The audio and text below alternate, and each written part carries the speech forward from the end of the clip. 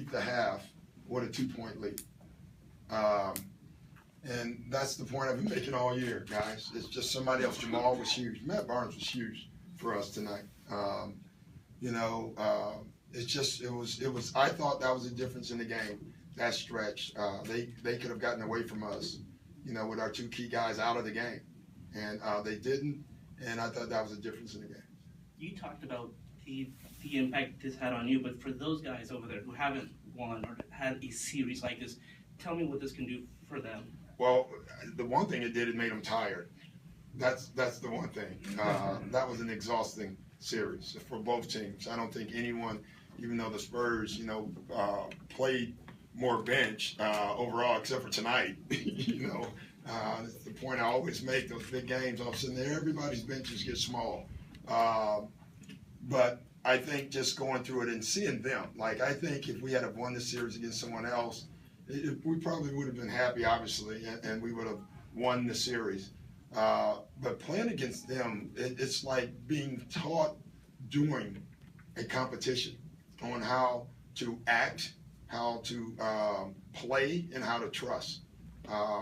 They did it and then we did it. They did it and then we did it. You think Matt Barnes' 3 was a trust pass. Guy was covered, threw it to the open guy. Matt Barnes was wide open. He made a 3. They came down, did the exact same thing. So just playing against them absolutely was a great lesson for us as well. Doc, what words would you describe as far as what Chris did within the game, and then to do what he did at the end of the game, the hobbling CP3? Well, I could say something, but I'd probably get fined if I describe what I thought he had. But he's just a tough kid. That's it. Tough. He's just a tough. He's a street fighter. I mean, he really is. He's a street fighter. I love him to death because of his will.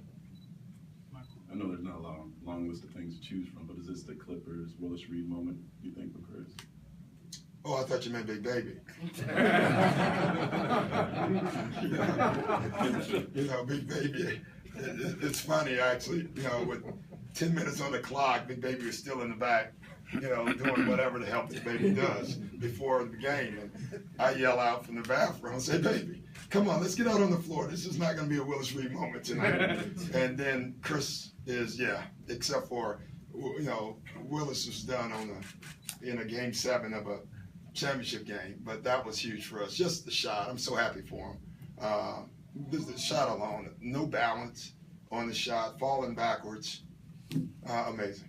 And are you concerned about him? Yeah, very, very. And, that's someone who's going to have to step up. I was thinking, it's funny how coaches think with 3 minutes left. I'm thinking, okay, we win this game. Thank God I signed Lester, because now you have 2 guards left. We almost went big.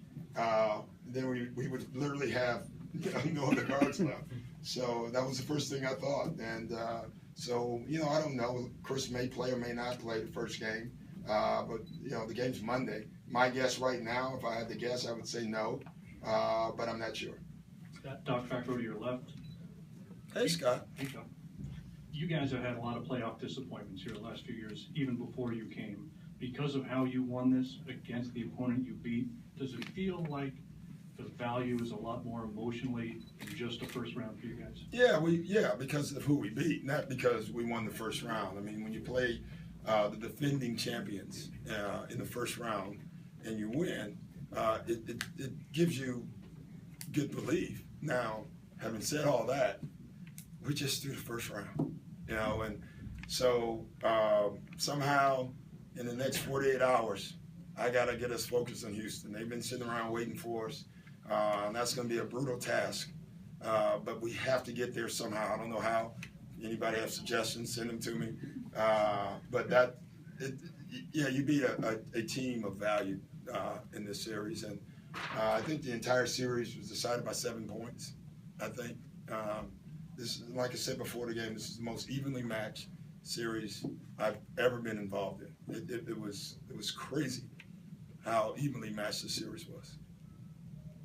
Doc, what kind of effect do you think what Chris did tonight in coming back, and not just coming back and being on the court, but the plays that he made, what kind of effect does that have on a team for in Game 7 and then going forward? I don't know. I think we already knew that Blake and CP and DJ are leaders anyway, and they all did that.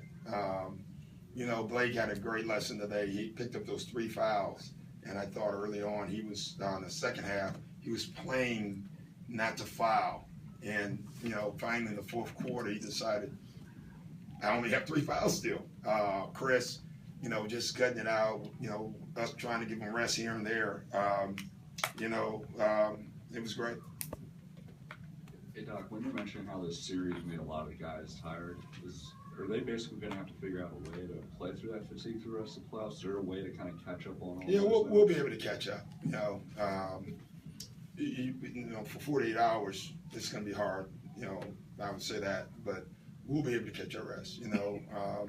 Like I said, and my staff only knows this, but before the series started, I basically told them we're going to play 8 to 9 guys in this series, and then we'll be able to extend our bench more. It was very tough to stay to my guns in that because there were times I really thought about playing more guys. I just felt like this was one of those series, short rotation, short bench, and then from that point on, longer bench, and so that's how we'll get rest. I know you're trying to regroup and trying to get them. You're not going to ask the Houston question, are you? No. What Okay, I was going good. to ask you is, what I was going to ask you is, there are times when momentum from a game to game will spill over. Yeah. Can it spill over into another series? I hope so. That's all I can say. I hope so. This series had no momentum. I can tell you that. And probably because we were so evenly matched. But Houston feels good about themselves as well, so they have some momentum and rest. So, but this has to make us feel like, just the grind of the series. It has to make you better. I don't know how, but it has to. When you go through something like this, they make you execute. Last question. You can look at a lot of those shots that Chris made, obviously, but how big? I think the Spurs led by 5, and he kind of took the rebound away from Tony that led to Blake free throws. How big was that whole? There were a lot of big sequences. I thought match 3 was as big as they came. I thought JJ getting hot at the right spot. And then Blake, that rebound was huge. And then I thought the Spurs were going to rebound until they made a shot. That's what it felt like. We took a huge gamble going small, and I thought it got us the lead back. But then I thought it started hurting us with the rebounding. And we stayed that way. That was a gamble. And I can tell you I hadn't had that in my game plan notes. But I just decided to do it, and it paid off. But that was scary to watch their rebounding against us. So, hey, guys, I'm glad I get to see you on Monday. Well,